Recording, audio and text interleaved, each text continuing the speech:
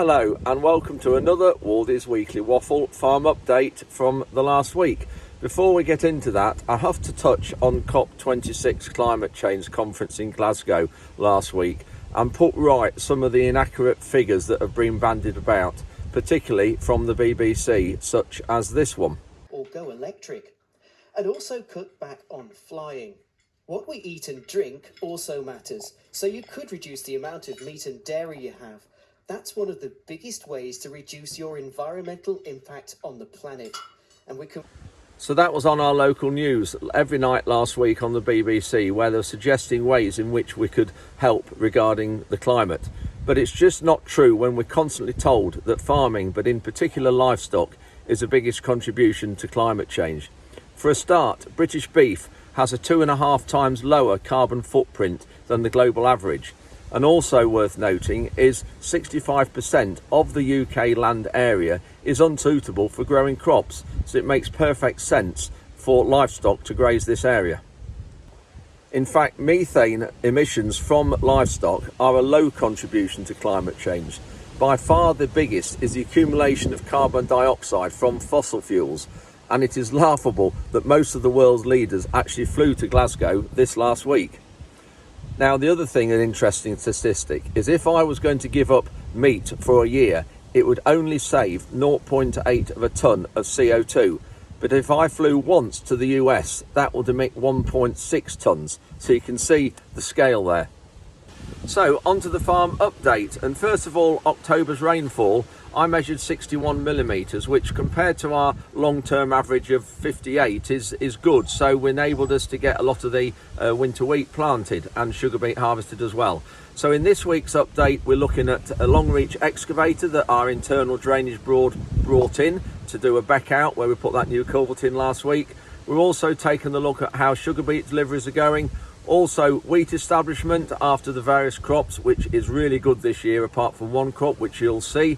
Also looking at feeding our wildlife throughout the winter, which is a big part of our environmental work and making sure they don't go hungry. We're also looking at cover crops on our heavy and light soils and seeing the difference. We're also starting our yearly job of trimming the dikes and the hedges around the farm, and we do that every year, and I'll explain in the video why we do that every year and not every 3 years, and also delivering haylage. So hope you enjoy this week's update. Subscribe, press like if you do. If you've any suggestions as to future additions or what you'd like to see around the farm, please let me know. Thank you. We've got the local internal drainage board doing the back out, and this is the back just behind me where we put that bridge in last week that you saw on last week's update. And we are here part of the Upper Witham internal drainage board, and this back, as it's known, flows into the River Brant, which is down that bottom end behind the excavator, behind the trees. So we'll just pop down and have a look at what he's doing and the job he's doing, and see if we can have a quick word with the driver. It's always great to talk to these people and have a chat with them, because they do a lot of good work to help protect our crops and our waterways. So you can see it's a great long reach excavator. You can just see right in the bottom.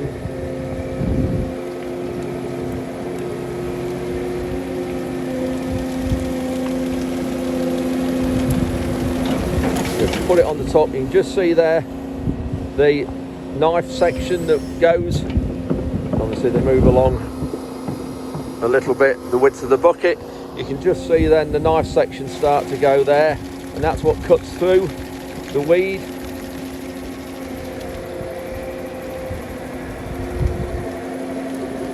They're not really taking a lot of silt out, well you can't with this bucket anyway because it's got all those fingers through it. And just put it on the edge of the bank like that. Frankie.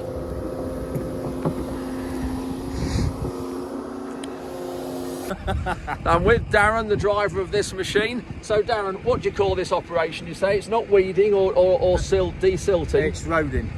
Basically just taking out the weed and the vegetation. Yeah. Every year we tend to do it. Most strange once a year. And this attachment, this weeder attachment here, how wide's that? Is it what, 3 metres? 3 metres, yeah. Yeah. So of this stretch, you've done a fair bit today. How many metres on this sort of job? I know it depends on how much you take out, but how many metres a day would you roughly do?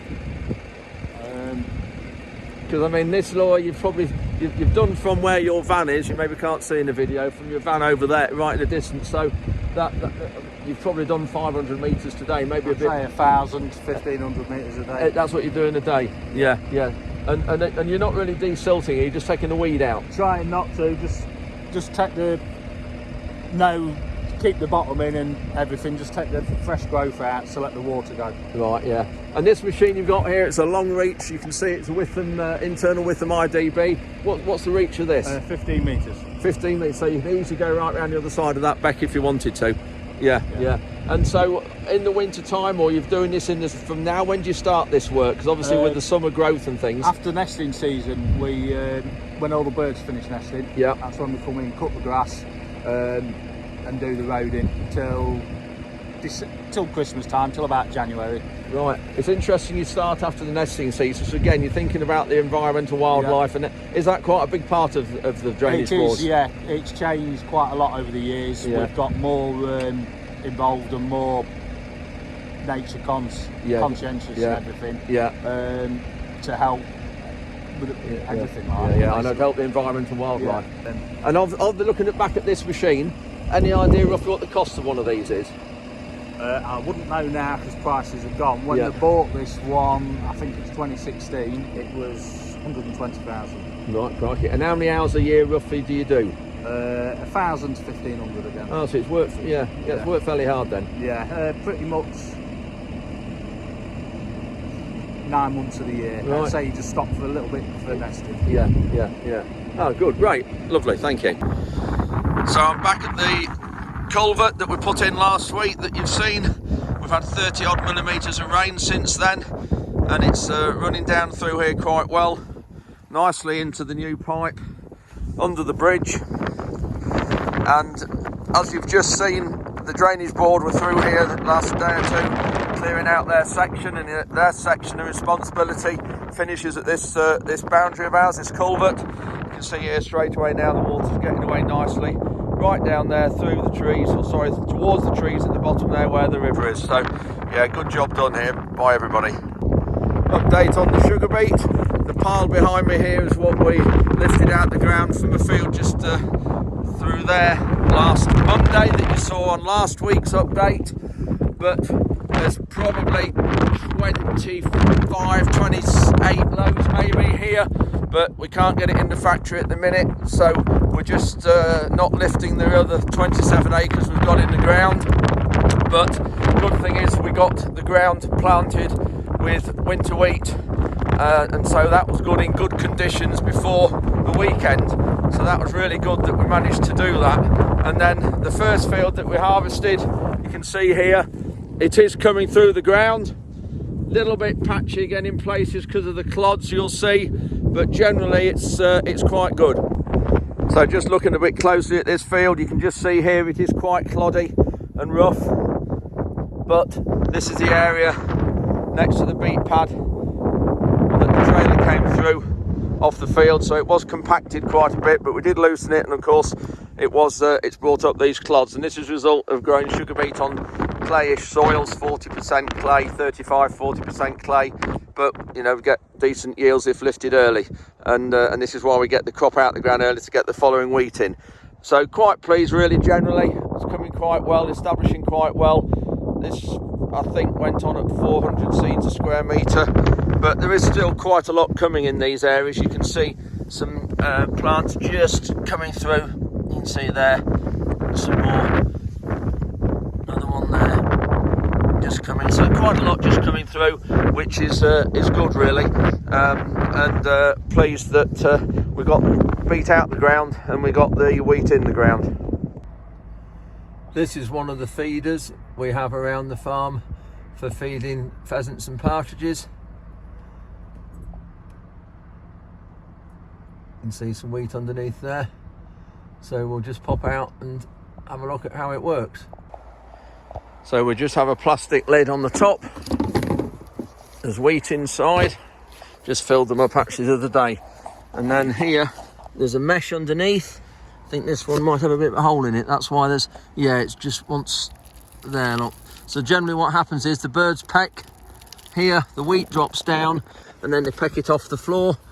That just needs stapling up there just to fasten that up. And we've got other different types of feeders as well around the farm. We'll just have a look at those as well. We've got lots of little spinneys dotted around the farm. We've straightened off field edges years ago with hedges and trees, and this hedge was planted probably 15 years ago all the way right down the side of this field. There's little belt of trees in the corner, not very wide, and we've got a little gap cut in here with a feeder. So we'll just go through here, and this is another type of feeder we have. So again, just a little bit of shelter here, and then this is one of the feeders, and this, just take that clip out, take the lid off, there we go. So a few twigs in there, so put wheat in the top there, and of course as they peck out the bottom, you can just see there it keeps flowing through and flowing down, so it comes from the top there. So good, useful little feeder. And of course, being low to the ground like this, you'll get songbirds as well be able to reach into there, as well as pheasants and partridges and pigeons and crows and all the other birds. So again, nice little quiet area for the wildlife. In these trees is a different type of feeder there, a bucket type feeder, and this is purely for songbirds. You can see the holes around the outside that the birds perch on, but it's empty at the moment. I'm waiting for a fresh delivery of seed, so when that comes this week, we'll get that mixed up with some wheat and rape. I'll explain all about that in next week's video. Yeah, so the last type of feeder we have are blue 200 litre plastic barrels, and we've bolted some legs on those. Can't think where, oh there we go, in here it is. So again, another little belt of trees we planted over the years,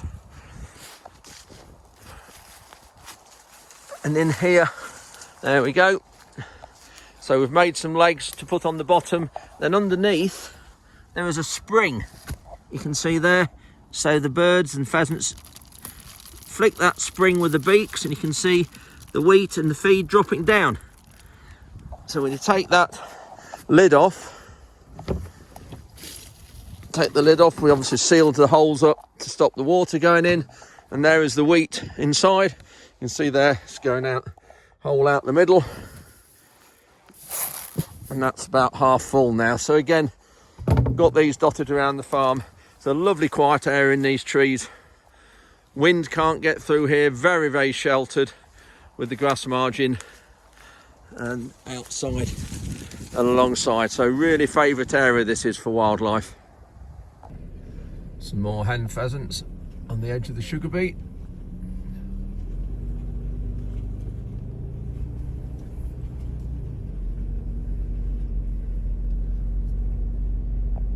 This grass margin, there we go. Just going around checking the emergence of 1 or 2 wheats, and again I'm disappointed with some wheat after long-term grass. I took on this new farm only last year, and they have long-term grass for a local haylage company, and establishing wheat after it is just a bit tricky, and I'm not quite sure why we're not getting such good emergence. 420 seeds a square metre of the variety shabgrass went on here, drilled 2.5 weeks ago, and adequate moisture since, but I think when you start looking, I have actually just found some plants still trying to sort of come through. Another one there, so a bit early maybe. It's a case, a bit of ryegrass I think they're coming, but it did have a seed treatment on called Signal for the wireworm after grass, but I don't think that's affected it. But you can just see the patches there, got some nice plants there but not a lot there, so you have to keep an eye on this. But I'm just a bit disappointed with how this is looking at the moment compared to some of the other crops. When you compare the grass field we've just looked at to this one, you can see why I'm not happy with the emergence. This field was spring beans this last year. It was planted about the same time as the grass fields a couple of 3 weeks ago. Seed rate a bit lower. Yes, it's a different variety. This is a variety called Skyscraper, but you can just see the emergence is very, very good with this. So, pleased with this one. I'm just checking the growth of our cover crops, and we've got some on 2 different soil types, and up here is on our very light sandy soils.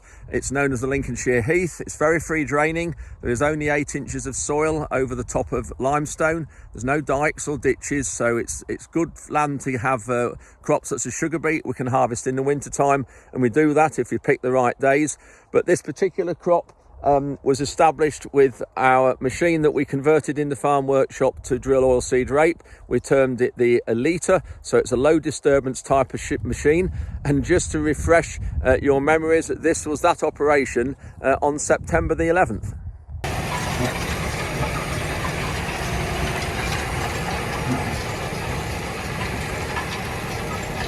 So September the 11th was the earliest we could get this crop established, because we had spring wheat in this field after sugar beet last year, and it wasn't harvested until September the 10th. But it really does highlight the difference of growing cover crops on sandy, easy soils compared to our heavy clay soils, which we'll look at in a minute. Here, the rows here are 45 centimetres apart, and we've got a few different species here. We've got some vetch and phacelia, we've got black oats, and we've got some fodder radish as well growing. And this here is just volunteer wheat that's shed out the combine that's growing. And we'll see whether this gets enough growth on it to put any sheep on it. It does need to grow quite a bit more, but at the minute it is looking really well, and I'm quite pleased with the results. And if you just pull one of these roots up, just say pull the radish up, if we can get it out the ground without snapping it off. There we go.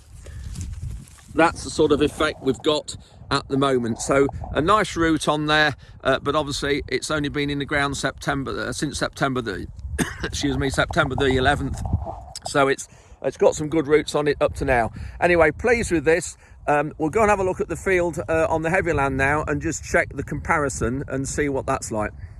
I'm now down on the other farm on the heavier clay soils, and this is always a challenge to get successful ones on this field or this soil type. This is year 6 of a cover crop and direct drilling situation, and this was put in exactly the same time as the other field on the light land, because again of drilling date, it was only harvested on September the 10th, but straight away you can see how much smaller these plants are than on the heavier ground, than on the light soils we've just seen. The cereals in between the rows here, this is barley, volunteer barley out the combine. It was barley last year. You can just make out some of the oats in the row, the black oats there, but you can also see here, I'll pull one of these radishes out, you can just see there that is not as big as the plant we've just pulled out on the lighter ground. Still a worthwhile contribution, but it just shows here how much more difficult the soils are. But what we also did, we have actually here got a bit of loose friable soil, so this is good in this situation, because next spring when we plant barley back in this field here, it means we've got a bit of loose soil for the barley seed to germinate in. So how we planted this crop with the cultipress, the unipress behind, has made it, a good soil surface, and that operation was done with this machine, as I say, September the 11th.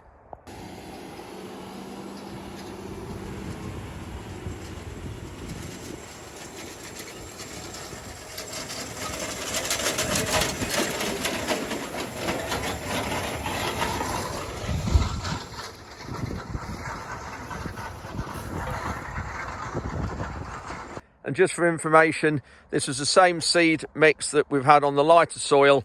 So there's vetch and phacelia, we've got radish, some clover and some black oats here. So just the same mix as on the lighter soils, but it just shows how much clay soils sort of hinder and make it more difficult for the cover crops to grow when they're drilled middle of September.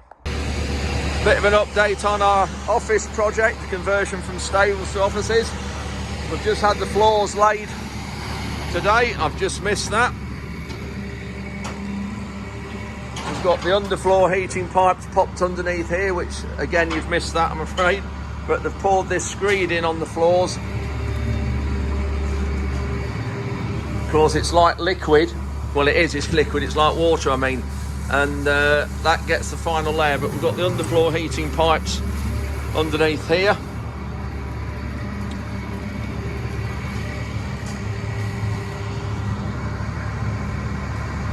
So we're just finally tamping it, getting the air out.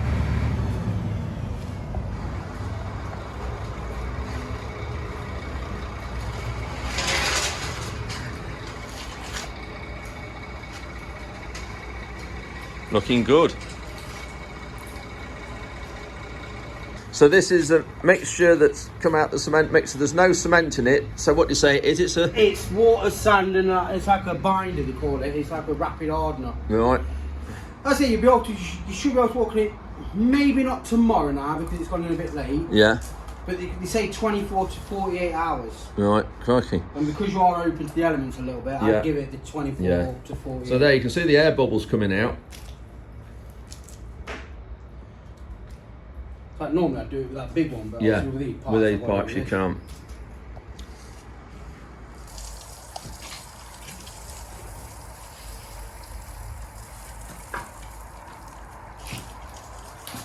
So you're walking on the pipes there, it doesn't affect them? No. I'm a big lad, and in the 40 years I've been doing it, I've never blessed one yet. Oh, right.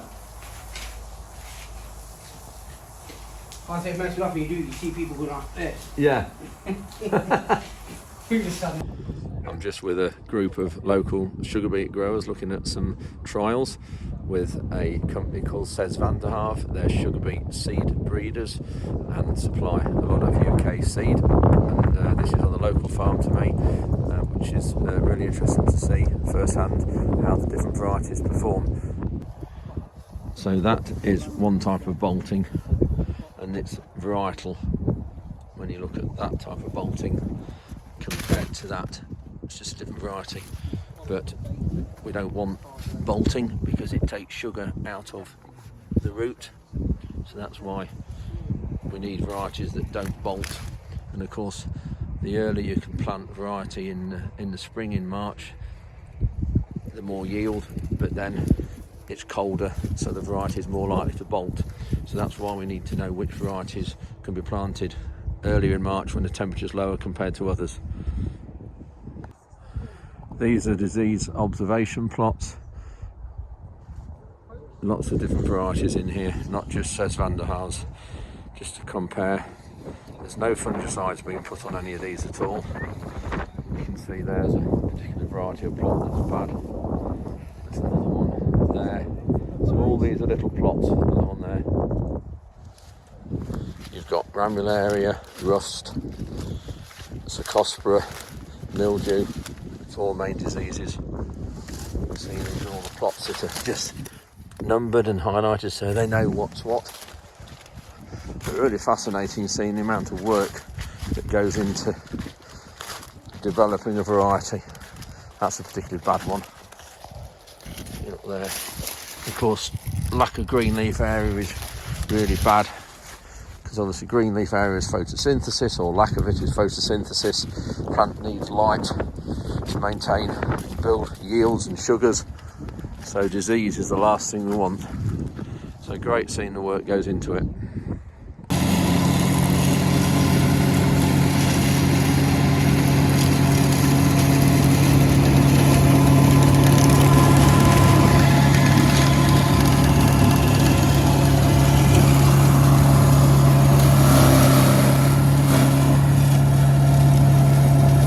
We're just cutting our dikes and trimming our hedges now for the winter.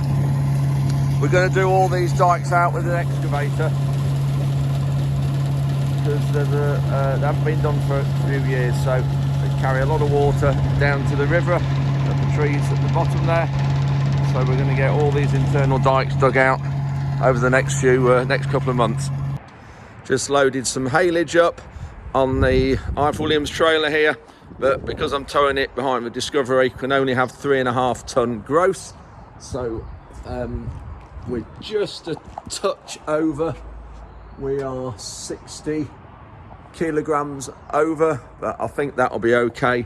But we've got these on pallets because the customer we've got at the minute hasn't got a squeezer to lift them off, so we need to put them on pallets so they can lift them off with the forks. So we'll get off to Ollerton and get these delivered. I don't know whether anybody else has a problem with these, but I-Fulham trailers are generally good. But behind this Discovery, you can just see there, actually I've got a suspension jack right up, because it's just easier connecting up to the drawbar when you've got it lifted right up. But when you're towing down the road, obviously that will drop to normal road height, so that will come down to here somewhere. But then the drawbar of the trailer is looking at a slight angle to the vehicle, and it's all the time trying to lift up onto the drawbar, and it's clattering and banging about when it's empty. It won't be when it's full, but when it's empty, it's so noisy. I don't know whether it's the style of the trailer or the height that the drawbar is, but I'm sure on my older Discovery it wasn't like this, but it is a really noisy ride. That was lucky. I've got electric drawbar on this Disco, which means that it folds underneath and up here out the way behind, and so you just press a switch inside.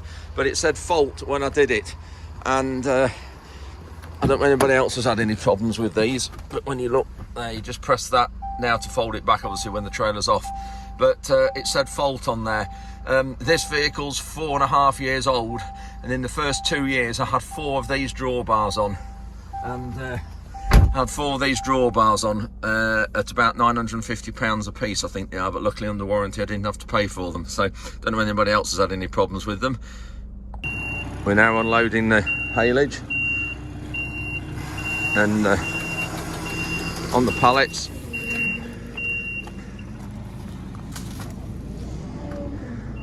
This bales have got 8 layers of wrapping on instead of the normal 6, just to give it a bit extra protection, and the weighing somewhere around 320 kilos each. Sausage dog Frankie's come for the ride.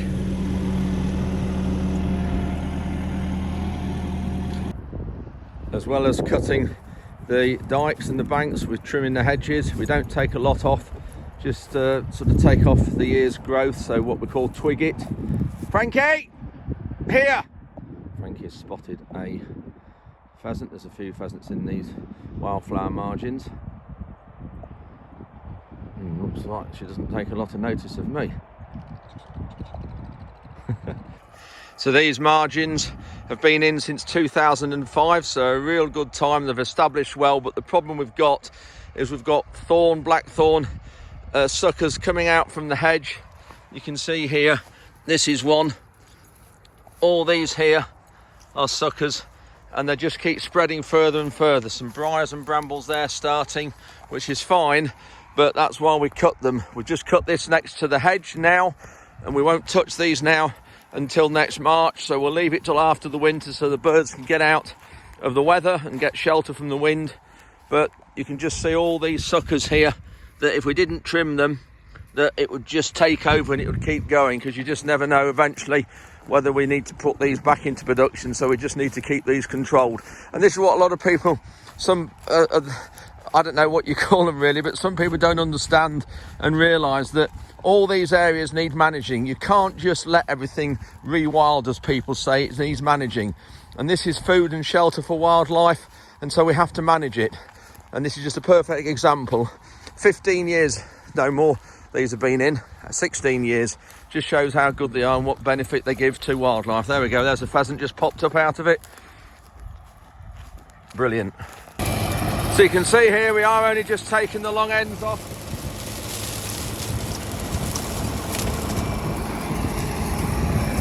Frankie.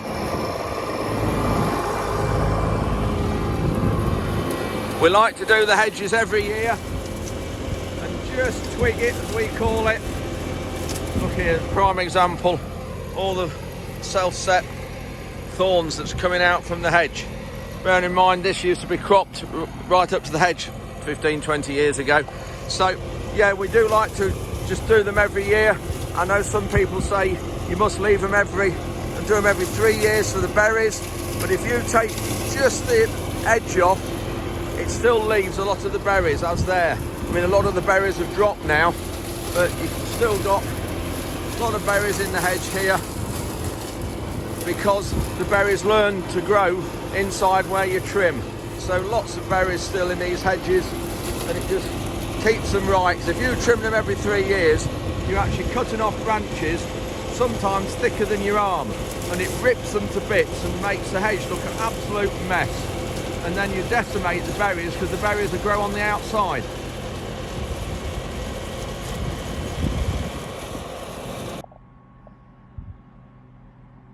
All the pheasants and partridges have come back to have a feed before roosting tonight. Crow or two there as well, and a squirrel. It's now Friday afternoon, and yesterday I put a couple of pictures on Twitter and just showing our crop establishment, or rather winter wheat establishment, after a couple of crops, but I didn't put the name of the crops that the wheat was following. I said I'd let you know in this week's farm update, and those were, as you've just seen, after spring oats and after grass. People said that they thought it might be after oats because apparently the establishment of winter wheat after oats isn't very good this year. Well, looking at this field, this is after spring oats, and I must admit I am quite pleased with it. There's a good lot of straw, yes, but there's also, the plants have come well. So I'll just turn the camera around and we'll have a look. So you can see there is quite a bit of straw here, lying on the surface and mixed in, but that's fine. But if we get low down, you can also see there is a lot of wheat plants as well. So the establishment hasn't suffered here really at all. You just see a bit better on the edge of the field on the headland when you look that way on. Just see there, looking really good. So I'm pleased with this at the minute. So for us, we're quite good for wheat after oats. So we'll just have a look at some second wheats now. Actually, when I say second wheat, I actually mean fifth wheat, because this was has been wheat for 5 years on the trot, and this is established nicely as well.